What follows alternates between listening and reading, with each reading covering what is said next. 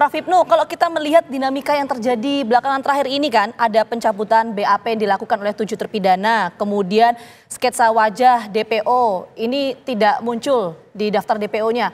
Ini kan jadi pertanyaan publik adalah apakah ada upaya untuk menutupi kasus ini, Prof. Hipnu? Ya, bisa terjadi Mbak, karena dalam suatu konsep ya? perkara, peluang itu ada, peluang bisa karena sebagai pihak yang terlibat tersangka, bisa karena tekanan, karena dalam ilmu hukum, pengungkapan perkara tidak dalam ruang hampa, Mbak. Oke. Kalau memang ada yang menutupi kasus ini, siapa kemudian yang punya kepentingan untuk menutupi kasus ini, Prof. Hipnu? Nanti kita bahas lebih lanjut. Kita kembali saat lagi untuk Anda.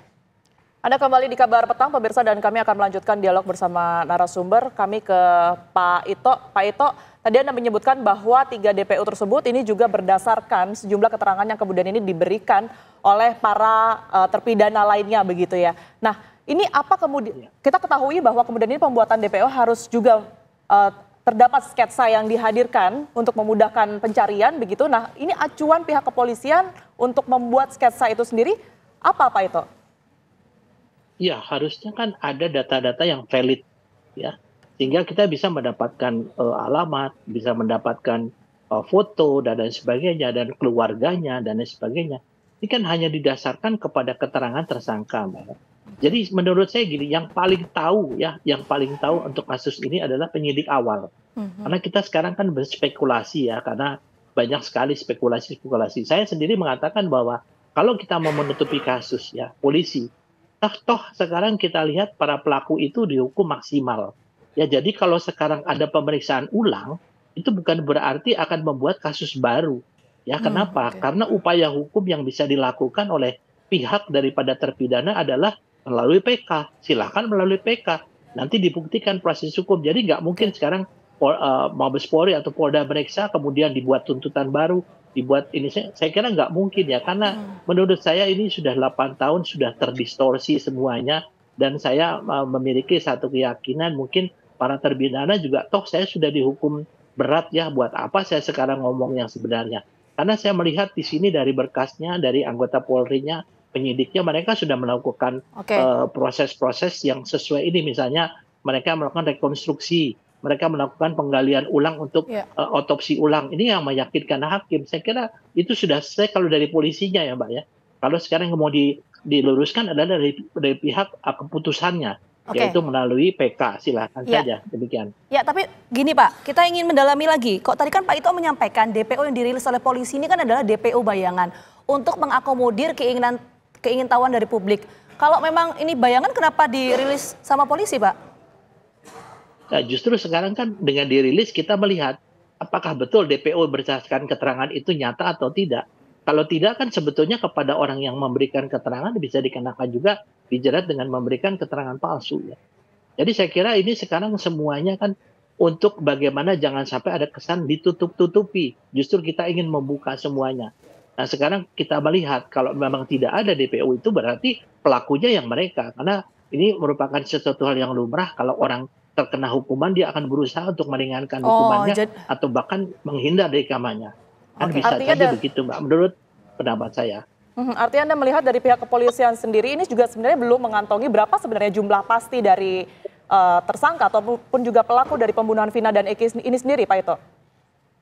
Ya, kalau sementara ini menurut saya dari penyidik ya, apa yang sudah dilakukan penyidik itu adalah yang sudah benar gitu. Kalau memang ada dalam pengembangan lagi nanti mungkin betul-betul nyata bisa dibuktikan ya dengan data-data yang, karena kalau orang menangkap seseorang yang dianggap DPO tapi tidak ada bukti-bukti yang mengarah kepada yang bersangkutan, kan ada sanksi atau konsekuensi hukum bagi kepolisian kan. Kita tidak sembarangan, harus cermat, kita juga harus hati-hati untuk masalah DPO karena ini menyangkut dengan kasus yang sudah terjadi dan sudah inkrah ya, sudah diputus. Jadi kita juga tentunya harus mengaitkannya betul-betul harus cermat dan betul-betul akurat ya. Demikian. Oke, Pak Ito tadi membantah ya, menurut Pak Ito tidak ada upaya untuk menutupi kasus ini. Kita ke Prof. Hipnu.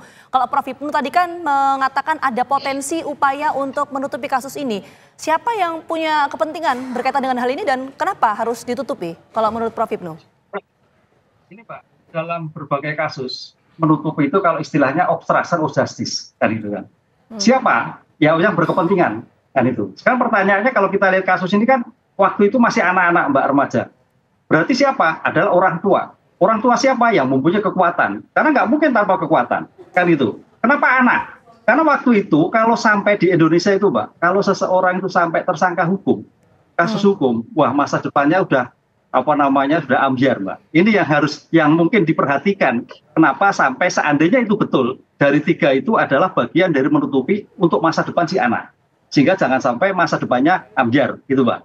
Oleh karena itu dari kasus ini makanya saya bisa berbeda karena dalam teori hukum itu ada suatu error persona kan itu bisa dimungkinkan, dan penentuan tersangka dari berbagai kasus. Kalau Mbak sekarang yang lihat misalkan kasus-kasus korupsi itu pun juga kita lihat kan gitu kan, ABC kenapa D tidak, E tidak kan gitu kan.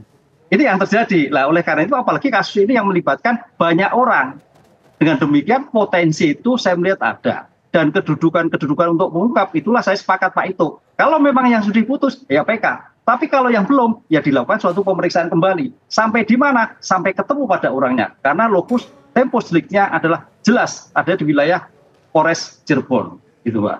Baik, Prof. Hipnu, tapi kalau saya ingin kembali ke apa yang kemudian ini menjadi kendala pihak kepolisian untuk mengungkap kasus ini ya secara cepat setelah kita ketahui ini 8 tahun berlalu. Setelah kita ketahui bahwa ini sudah 8 tahun, saksi dan juga bukti ini kan bisa saja sudah rusak atau mungkin tidak sesuai dengan seperti apa yang terjadi pada 8 tahun lalu. Ini seperti apa nantinya? Ya, itulah kelemahan dalam suatu pengungkapan perkara. Sehingga sekarang ini seorang penegak hukum harus betul-betul cermat melihat suatu perkara. Kelemahan suatu perkara lama akan kesulitan melakukan suatu perkara. Inilah yang terjadi. Oleh karena itu Mbak, kalau kita lihat dalam undang-undang ke depan, kalau sekarang itu kan bukti pertama adalah bukti saksi ahli. Ke depan RKUHP itu bukan bukti elektronik. Kemampuan elektronik bukti IT itu menjadi lengkap. Oleh karena itu kalau memang bukti itu masih kurang, ya cukup lama. Tapi paling tidak kami harapkan Polres tetap langsung progresif, membuka semua file, sehingga dilakukan kalau memang betul ada DPO ya DPO, kalau tidak ya tidak. Begitu Pak. Oke, baik Prof. Hipnu, mungkin singkat sebelum kita ke Pak Ito ya, saya ingin mendalami. Kita mungkin bahasnya kasus ini secara heli view-nya ya, bukan kasusnya Prof. Hipnu. Prof. Hipnu tadi kan menyampaikan bahwa ada potensi pihak-pihak yang ingin menutupi kasus ini, yaitu orang tua dari 3 DPO ini. Itu keyakinannya dari mana Prof. Hipnu? Keyakinannya dari anak Mbak. Jadi saya melihatnya dalam suatu perkara, menutupinya itu bisa misalkan kalau seorang pejabat Mbak ya, kalau kita lihat dalam obstruction of justice pejabat, jangan sampai kena karena reputasinya hancur. Itu yang pertama. Identitasnya belum yang diketahui kedua, Pak, ini 3 DPO anaknya siapa, keluarganya siapa, kan belum dijelaskan secara spesifik. ya, tapi kan potensi itu ada. Kenapa sampai sekarang tidak ketemu kan gitu Mbak? Karena konsep obstruction of justice itu sangat mengganggu lagi suatu peradilan. Kalau seandainya pada saat itu memang ada sengaja, itu suatu luar biasa. Ini pertanyaannya, karena dalam obstruction of justice pasal 21, pasal 28, 21 KUHP itu menentukan semua. Bagaimana jangan sampai seorang menyembunyikan korban, menyembunyikan barang bukti. Ancamannya cukup berat, Mbak. Dan ini biasanya kalau kita lihat orang yang melakukan suatu menyembunyikan, itu dalam rangka potensi untuk kepentingan si pelaku atau calon tersangka. Gitu.